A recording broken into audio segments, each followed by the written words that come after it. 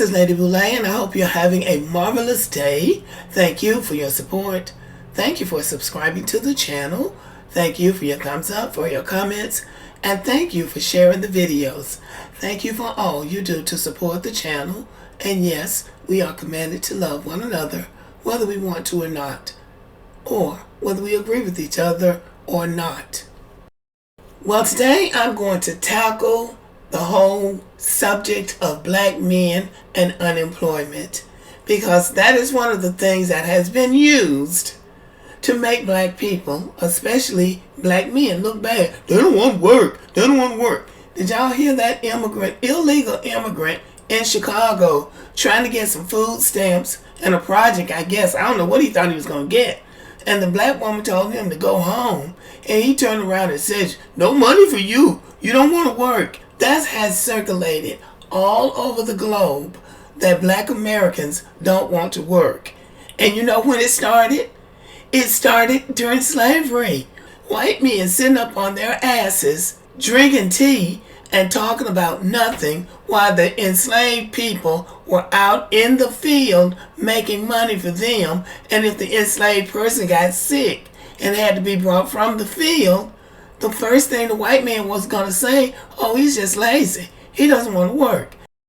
And just stop and picture that for a moment. This white man is living in a house that's built and paid for by enslaved people, eating food that was bought and paid for by enslaved people, wearing clothes that was bought and paid for by enslaved people. And he has the nerve to say that.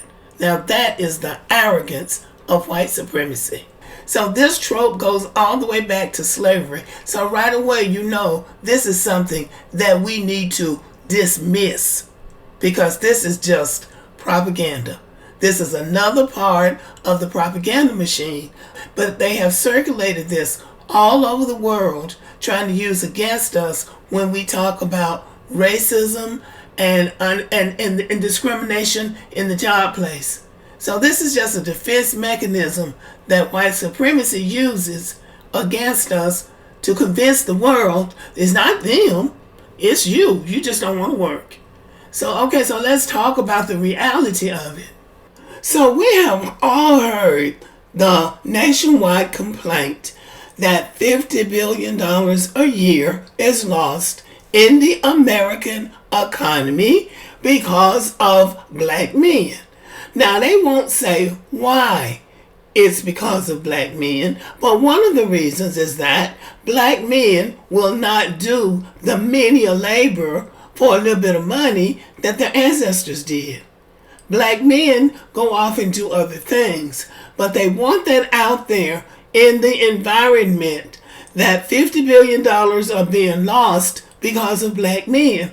Now, if you were going to think deeper than that, you would wonder, why is $50 billion being lost because of black men? Are black men the only men in America that are expected to work? When they say we're only 13% of the population. So what's that other 87% doing that they can't work, that they can't fill in some of these jobs? So that's the first thing. They want the world to know that black men won't work, and $50 billion a year is being lost in the economy because black men won't work. And I do not blame black men for not working for this little bit of money. And let us not forget that Dr. Martin Luther King lost his life in Memphis advocating for sanitation workers because the city of Memphis did not want to pay those black men a livable wage. And that is what they want black men to do. They want you to work all day doing the hardest and heaviest work and making the least amount of money. So we cannot forget that. But in 2024, black men are involved in the labor force in different ways. Many black men do conventional labor jobs like driving a bus, school teachers, businessmen, you name it, entrepreneurs, military men, medicine men, professional athletes.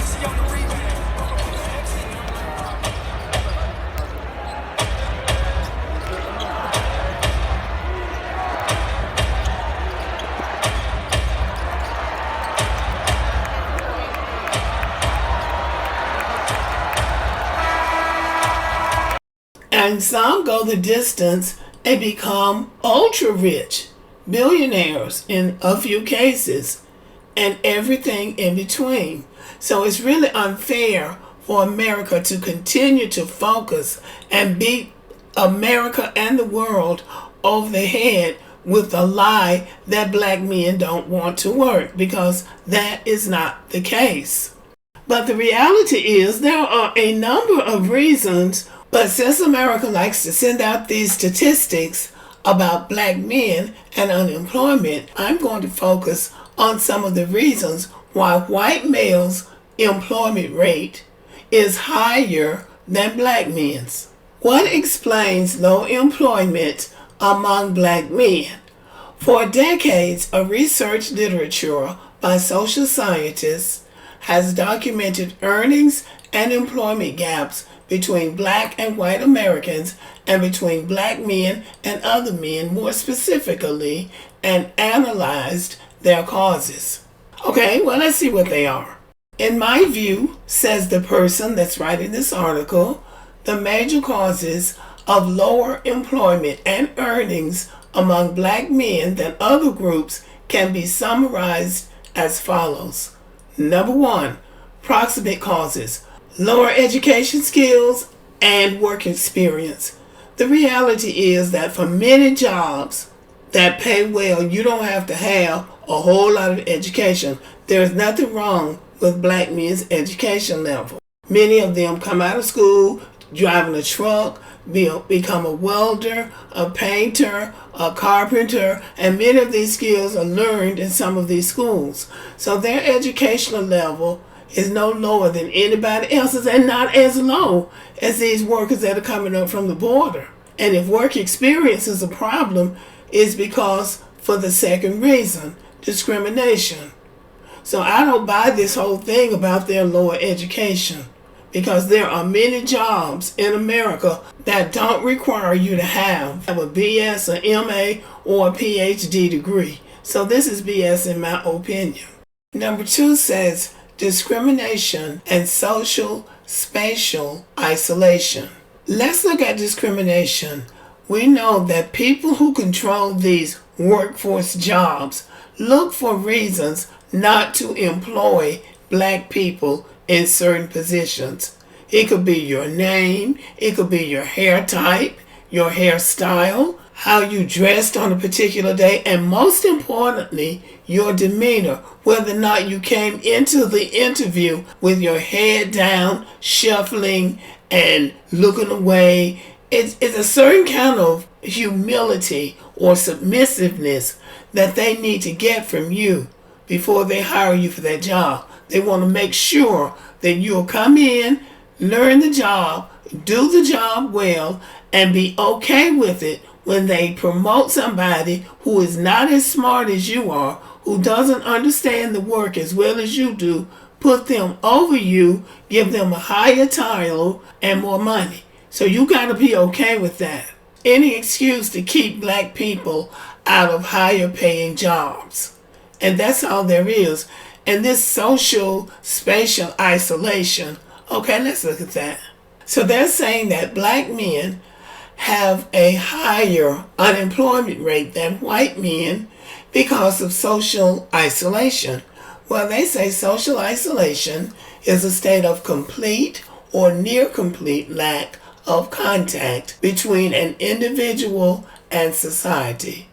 It differs from loneliness, which reflects temporary and involuntary lack of contact with other humans in the world. So they're basically saying black men don't have contact with other humans.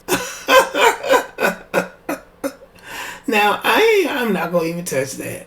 Let's just say discrimination is the reason why black men may have a higher unemployment rate than white men. Discrimination.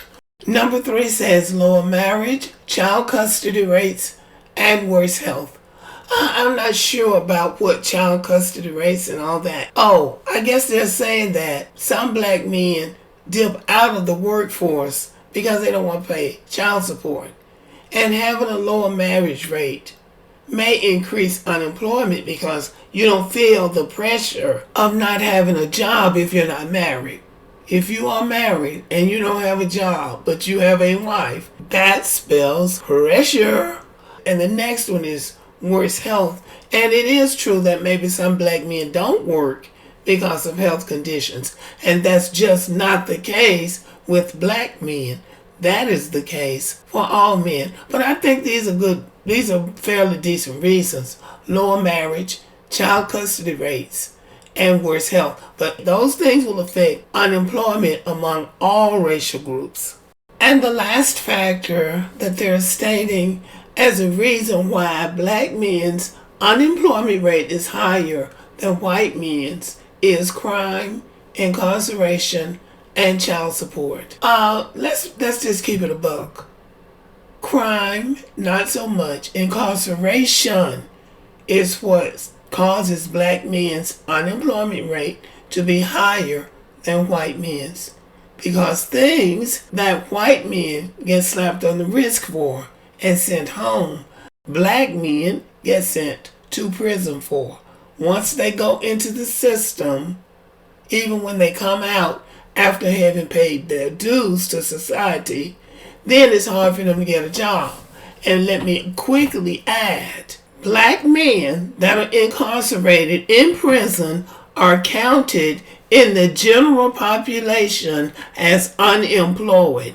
And that is what causes the discrepancy between black men and white men's unemployment. They are counting black men who are in prison as unemployed. And also, I read a statistic, and I'm going to have to go back and check this, but I'm sure I'm right about this. They started counting black boys, young black men, when they're 16 or 18, who are not even out of school yet, in some cases, as unemployed. They don't do that with white boys and white men. So see, they got it built in where they're going to always have black men at a higher unemployment rate. It's always something in America that's designed to keep black people afraid and on edge. Black men's work ethic is just as good as anybody else's. There are lazy black men, there are lazy white men, there are lazy Hispanic men, like the one that was up in that office in Chicago trying to get something. When you factor in all of these discriminatory tactics that they have leveled against black men in unemployment, I think we're going to come out to see that black men's employment rate and their work ethic is just as good as anybody else's and better than most. But okay, y'all, let me know what you think about this video. Thank you for listening. Subscribe to the channel, give me a thumbs up, leave a comment, share the video, and as always, have a great day.